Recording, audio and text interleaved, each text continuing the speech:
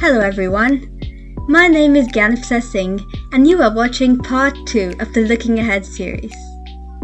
In this series, we, the students of DP1 at HES International, look to interview professionals from a variety of fields to see the challenges they've faced during this pandemic and, more importantly, how they've worked towards overcoming them, looking ahead to the future, so to speak.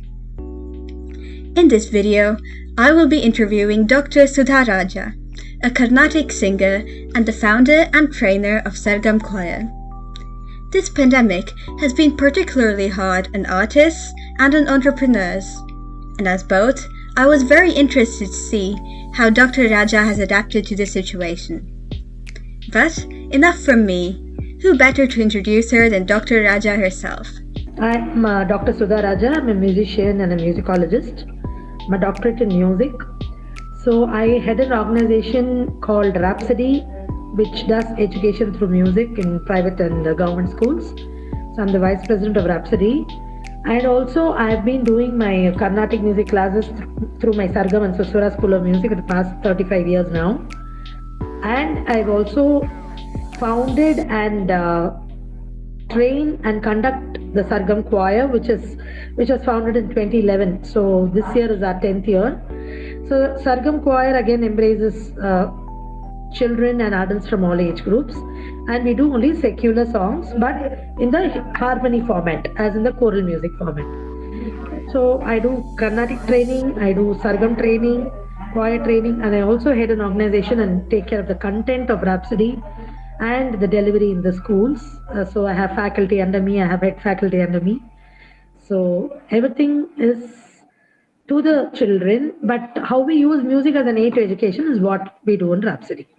That's a wonderful array of things that you do. Considering the amount of work that you do, have you continued doing this through the pandemic? And if so, how? In March, when the lockdown was announced, of course, we do have our office space and I do come here every day and I do my classes from another space. But once lockdown was announced and people were asked to, stay inside home and work from home and all of that. So we had to do everything from home, as in we used to have a team meeting every day.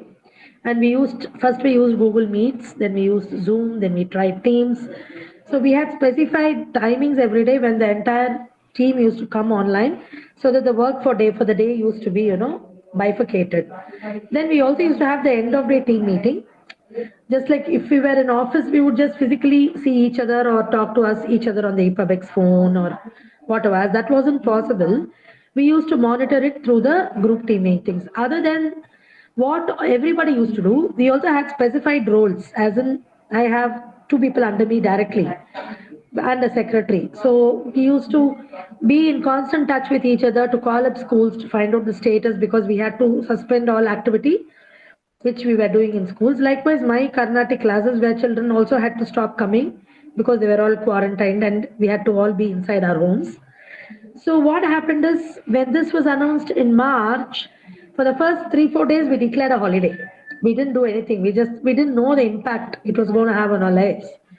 So the second week when this started with the office, I think I was one of the first people who starting my classes, my Carnatic and choir classes online. Because the children are all at home, they have more time in their hands, and the parents also working from home. So if they're all having a common platform through which they can engage through video, so that is something music is something which you can do online. Like just like I'm talking to you, I can just teach them online. So I didn't stop classes more than maybe for 1 week. The gap was just for 1 week. Then we restarted all the classes and created specific groups, as we have as WhatsApp groups. For some groups, I was doing WhatsApp one-on-one classes. Some groups came on Skype. So all of these were enabled. Of course, we did miss the interaction of the personal, touch through our office across the table. And I love to have my time with my children when I do the classes. So that's something we did grossly miss. But at least we're seeing each other on the screen and, inquiring, are you all okay? I mean, are you practicing? Is everybody at home fine? So that, I think, was a major shift which happened last year. So all of us had to adapt quickly to, see how we could get back to our lives as soon as possible. Yeah. Like, that's just a remarkable amount of adaptability in how you went about that. Like, are there any major challenges you'd say you faced, like in this entire transition of like your organization from like real life meetings and all of that, and straight away into Google Meet? See, the systems and all the physical hard files of stuff that we have, the data and everything, not everything is available in the system. See, even if it's in a system, the system is in office. We all have a laptop or other things that we had at work, at home, didn't have that exact and complete data that we wanted, to take our work forward. So we had to depend on each other or see if we had a mail which had attachments and all of it. So that was a major challenge. And with the lockdown kept on extending to April and May. And when they suspended it for 1 week, that week all of us scrambled to work, and took up everything that we would need in case the situation reverses. As in, by taking backups of what is in the system on a TV and stuff like that, and physically taking the records home. In fact, what we did is, because we have huge systems here at work and we only had a iPad or laptop which can't take so much of content, many of us moved our systems home and created a work from home office, because essentially we needed data which was in that for our daily process. Many of that did that once the first lockdown just came upon us. We didn't expect it to. But once they were the 2-3 days window, all of us came and took our systems home so that we could seamlessly work. But one thing I thought is we learned to adapt on the job. But beyond that, there were certain lapses. Like suppose we could just take a decision, just sitting across the table. That used to take a minimum of a day and a half for everybody to understand what it was and then come back with a decision on how to go forward.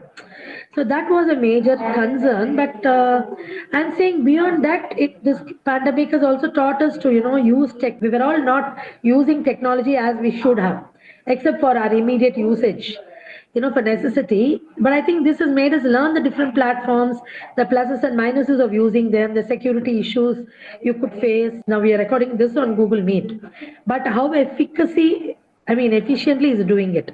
What is the quality of the recording on Google Meet as against some other, platform?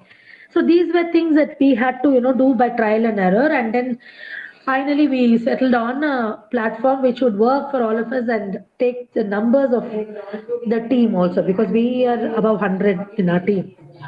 But as far as my classes were concerned, it is very easy because WhatsApp also changed its settings such that if you upgrade up to 8 persons, you could easily do on the same group. So all my groups are very small. There are 6 or 8 or 10 or all of that. About 10 I was using Skype. So all of this, I think we also did a little bit of learning. Then we also learned how to share stuff on screen, so that all of us are on the same page, even during meetings, or work with different tools that we had not even know exist so long, in our phones or in our systems. So I think it's actually made us tech savvy to a great extent, and to use technology for what it is. It should be used, properly to facilitate it. Of course, everything has its minuses also. There are a lot of security issues which I'm facing even now on Zoom. So suddenly the China Zoom people didn't want to do. Then we came back with a US Zoom. Then we had an industrial Zoom which was facilitated by the office, which didn't have a time limit of 40 minutes. So each thing we had to learn. But I think given the situation that, this was your bread and butter and you had to work, you can't just sit at home and say, I'm going to get my pay. It never works that way. And there is work to be done. It's not as if everybody is free. So when that happens, I actually thought that work from home when you are in an office situation, you just come in at 9:30 and leave at 5. Almost all days, unless there's work. But when you're working from home, the day starts much earlier. People start calling you from 8 o'clock to give data at 10, and neither do you switch off the systems at 5:30. It goes on till 7:38. And you just take the usual lunch break that you take in office, you just go into your kitchen and do something at home. So I felt it was actually more taxing time-wise, and also the lengthiness of the same task, which was shorter in the workplace, was actually not getting done so quickly when we were working from home initially. Then by and by, I think we also started learning on how to, time manage and, reach out to each other when all these challenges were there. So now I think it makes sense to work from home because the additional cost of offices and overheads and all of that doesn't exist. Because anybody is reachable anytime, you just send a mail for a link or you just put it on a WhatsApp group and everybody joins at the set time. So now I think what we were doing globally, we are even doing individually inside the houses or inside the same cities.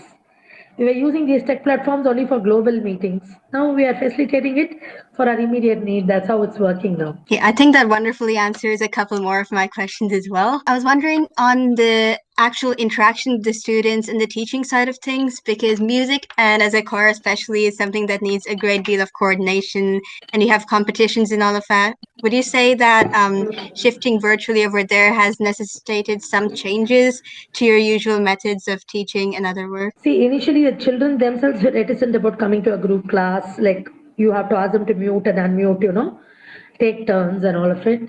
So maybe some of them would want to play truant, if you know what I mean, as a student yourself. But I, as a teacher, I'm very flexible, but I mean business. So they know they can't play in my class. So what I generally do for all my classes, I send the lyrics on our the WhatsApp groups ahead so that they take a printout or keep another gadget ready with the lyrics open. So that part of it was solved. Like they didn't, even if they didn't have a textbook, I was sharing the lessons and we could record the sessions and of course share the recording in the group. The third thing I used to do is I used to myself physically record the audio and share it in all the groups at the end of the classes so that the practice is not affected. But the choir class that we used to do, we used to get a lot of programs for that, even during the pandemic. So that is when I realized we have not actually got into properly archiving. See, the entire program is there as a YouTube link on YouTube, a 1 hour program. But suddenly an organizer calls and says, can you just share 15 minutes of your choir, performing? I'm unable to take note from YouTube because it was done for some other organization. So what I performed with my group for some other organization, I cannot cut, copy, paste and give it to another organization. However much you can photocopy and do all of it. So then I felt, oh my God, or even the rehearsal sessions or just before the performance, we have the stage rehearsal sessions. If I had the temerity to, record it, these were stuff which I could have used and passed on to the organizers when they asked. But that didn't stop us. So what we did is we have a lot of tech savvy students in my group also. So one of them, Sudarshan, is a doctor. Okay, he's studying to be a doctor. So what he came up is like he learned himself the video editing tools. See, some of these software are quite expensive, and you get some spyware which do not work the way they should. But we did facilitate some software to be bought over a period of time. Like you can renew it every month. And I used to do the teaching for all of these programs online. And in Sargam, we sing in harmony. So as in, we have the sopranos, we have the tenors, we have the bass. So I used to do different timings for different groups of people who were singing different parts. So once that was done, Sudarshan again created a website with a link which told them how to do the video recording. As in, you can't keep, you're not supposed to keep it. Now I'm having it straight, vertically. But for the recording, for the, to put a video together, you should have it as landscape. Beginning with that. And you need a plain background behind. If 40 people have jing bang backgrounds like this, the video is going to look horrible. So I had to insist on all of them having a plain white or cream background, keep it on landscape. It used to go as instruction 1, 2, 3, 4. And in Sargam, we have uniforms for performance. So which uniform they should do? They should generally we wear the badge here, which won't be visible. So they have to put the badge here near the collar. So things like that. And I created an audio with a click. What is a click? Click has a rhythm. And it has my voice as the reference track. So that when I sent it out for practice with the click, they practiced with the click, how many times I should repeat, what is the rhythm I should do. They put one ear in, which had my voice. So they were listening to my voice there. They used to keep the gadget, it could be an iPad or a phone or a camera, horizontal, and they used to sing into the camera virtually. So all of this, so they used to give us a cue. Now I'm going to give you a cue. You have to wait for 4 counts. So 1, 2, 3, 4. Then the music used to flow with the rhythm. So start singing after you get 4 rhythms. So things like that. So people had to also understand how to do a video properly. So when it didn't work or they had lights, behind them, then the face becomes dark. So the light has to be in front of you.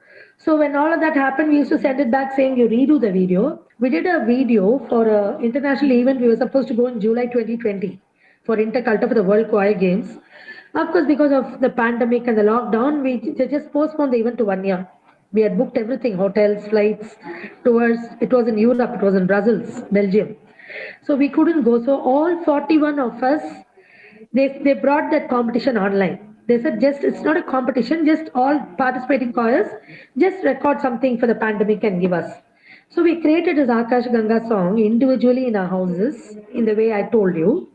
And Sudarshan edited the video, put it together. This was an a cappella format. An a cappella is something where you don't have any music instruments accompanying you. Everything is done by the voices. This took us 1.5 months of work because this was the first thing we did. So it had to go back and forth. People did mistakes. The background was not okay. The sync wasn't there in the singing. Lot of things. Then Sudarshan sat and we put a layout of where the voices should come, how it will look finally.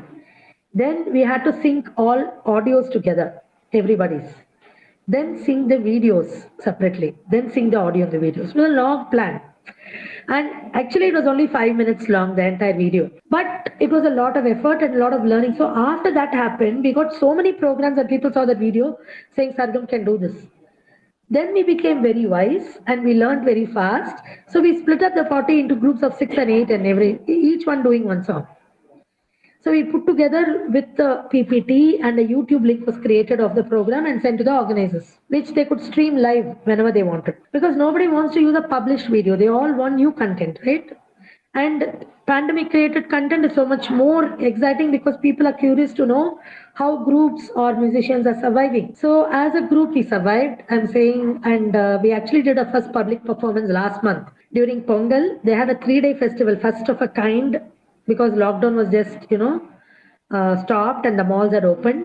So they just had 3 groups performing in the outside atrium area, and Sargam's performance was one of them. So I was very proud about that. And we hadn't, practiced together for what?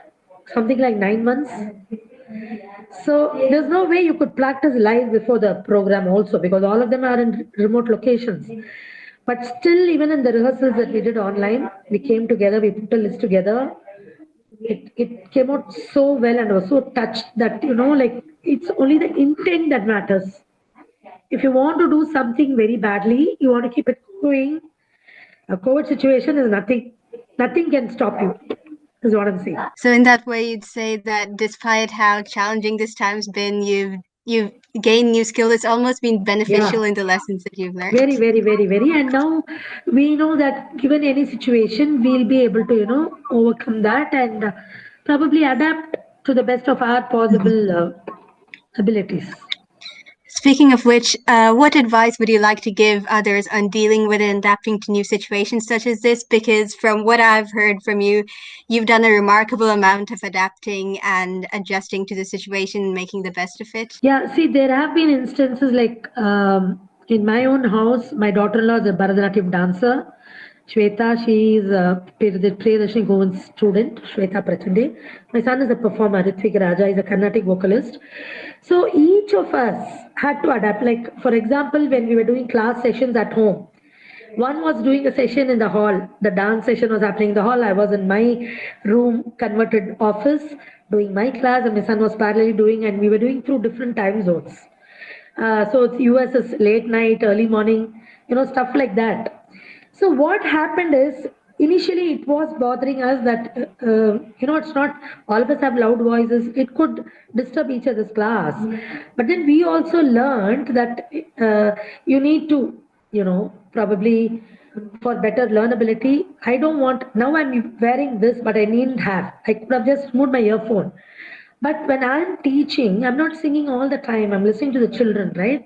So as against just in a half an hour class, maybe they'll hear me singing for 5-10 minutes, as against making it loud so that the entire half an hour is audible to the entire house, which is not fair to the others.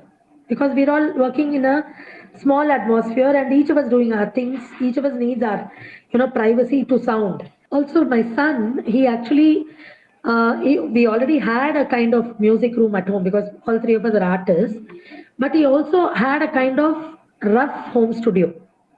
So in the pandemic situation, he upgraded his, Mac Pro, then brought in more, wherever we could talk to specialists over phone and order stuff on Amazon, where mics were brought in.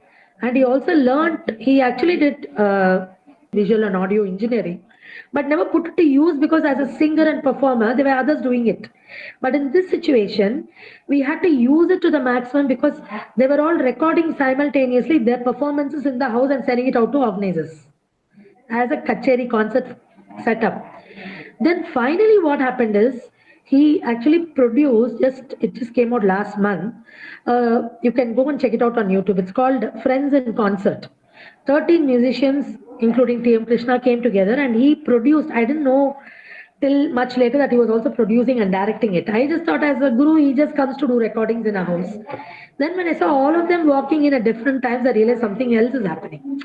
So they all came and recorded in our home studio, which my son adapted. And the video recording for all of this was done in Dakshin Chitra because they lifted this was all done just when the lockdown was lifted. And he had to put together and edit everything in a span of 10 days to make that huge, production, which was 1.5 hours long. So musicians also needed livelihood at this point of time, and they found other means of doing it, as in putting together their skills along with their peers, and the entire thing was marketed with a ticket.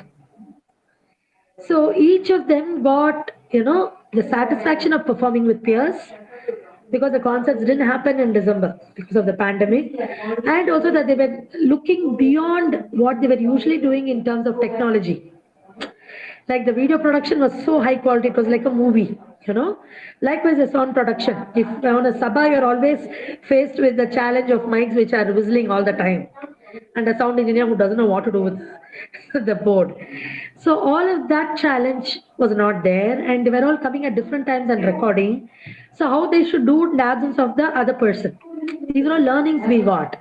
So what I'm trying to say here is, nothing is impossible if you want to adapt, if you want to learn and go forward. But if you're going to say, oh my God, I can't do this, the pandemic is upon me, my maid has got COVID, so did my maid also had COVID, we stopped drivers, we didn't have maids, we didn't have the cook. But in spite of doing our housework, which we were doing 25 years ago, we didn't have so many people, at hands and legs waiting on us. So we had just got used to the luxury. So again, these 8 months taught us that how much we were wasting in terms of, resource, in terms of food, in terms of not doing our things ourselves, So we did better time management, and we also cooked hot food when we wanted and ate. Right? As again, somebody cooking in the morning and you're heating up in the microwave and eating throughout the day, which is what is happening again in everybody's house. And we don't take the maids for granted now, how difficult their job is.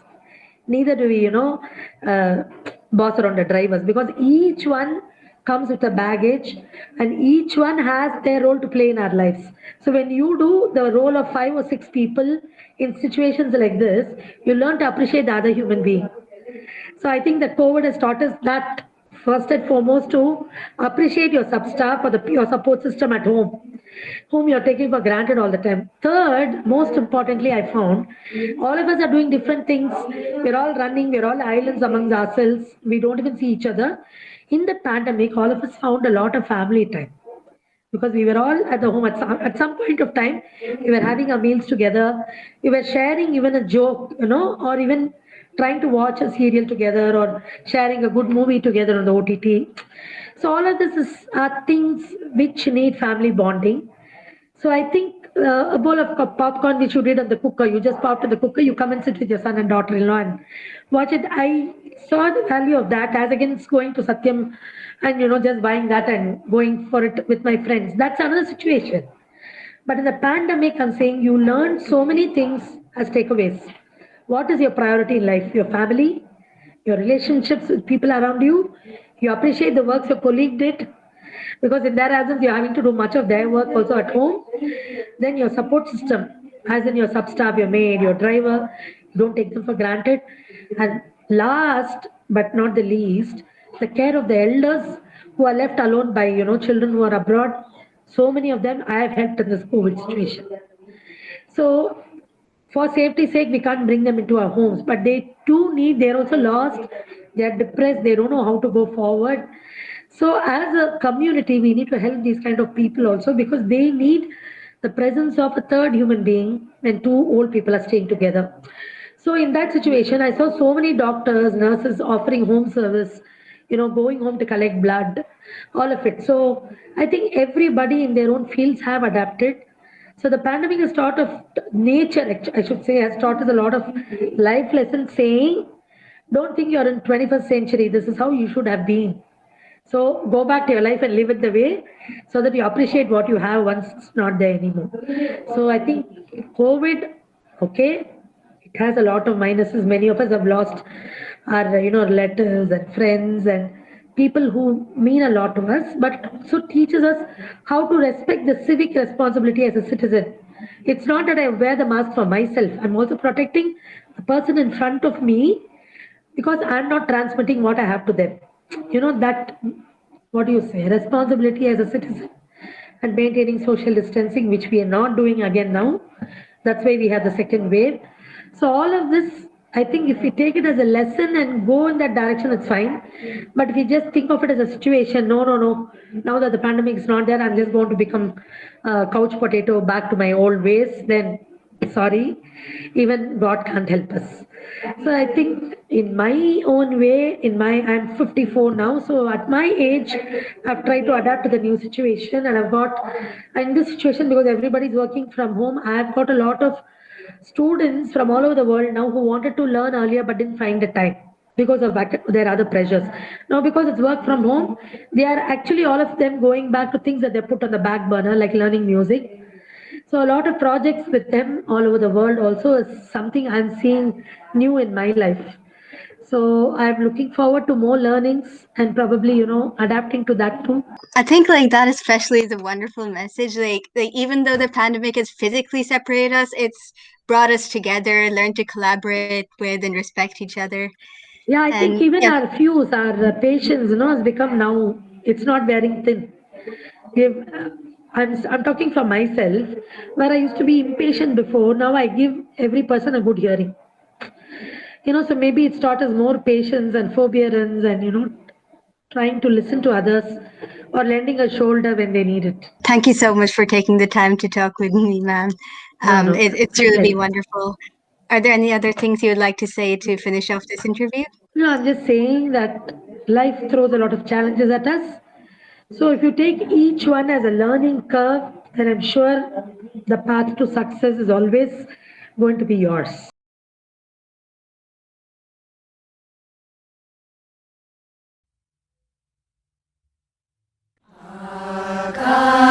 आकाशगङ्गा सूर्यचन्द्रतारा सन्ध्या उषा कोई नानती